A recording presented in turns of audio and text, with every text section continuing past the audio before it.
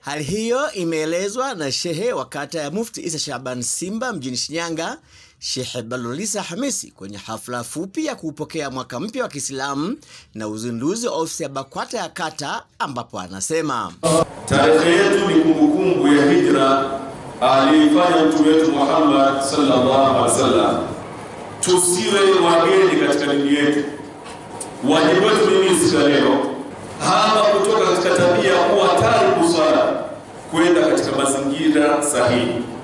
Uhamie kuwa katika tabia mtu mwenye kuwa mukimu swala, kutoka kwenye tabia kuwa mwacha swala na kuja kuwa na tabia kwa nini mwenye kusimamisha nini swala.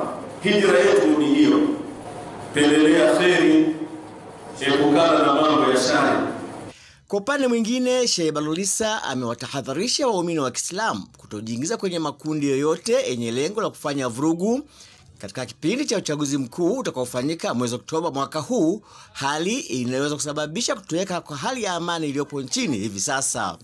Muislamu kujiingiza katika matatizo kujitakia na akapatwa bahati mbaya ya kufa, kupoteza maisha au kupata ulemavu, atakuwa amepata ulemavu kijinga na atakuwa amekufa kifo cha kijinga. Kila mmoja ana haki.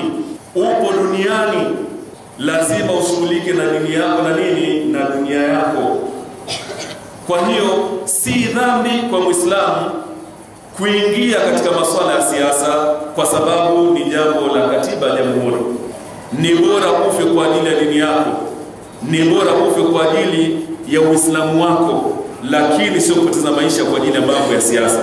Na tujiepushe na kila mwanasiasa na kila chama ambacho kitaonyesha nia yake ni kutufanya sisi tuingie katika matatizo.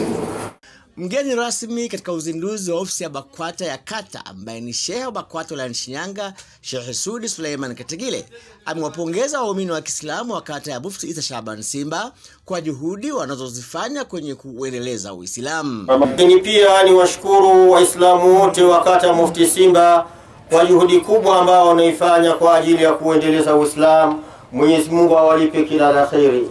Kwa hiyo nyinyi mnaunusuru Uislamu kwa uwezo wa Allah subhanahu wa ta'ala, lakini kupitia maongozi mazuri ya viongozi wenu.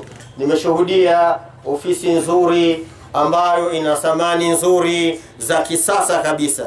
Hatuna la kusema, bali namuomba Mwenyezi Mungu aendeleze baraka, aendeleze juhudi zenu, azitilie baraka, muweze kukunjuka zaidi ya hapo. Kutoka hapa Shinyanga, Suleiman Abedi wa Sayali Imani.